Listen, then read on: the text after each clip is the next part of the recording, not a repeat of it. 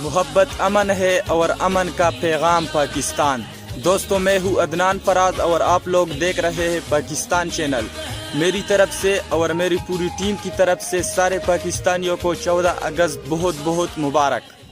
आओ पाकिस्तानियों, इस अजीम दिन में आज एक अहद करो कि पाकिस्तान में जहां भी जुल्म हो रहा है या गलत काम हो रहा है, हम सब मिलके इसके खिलाफ आवाज उठाएंगे।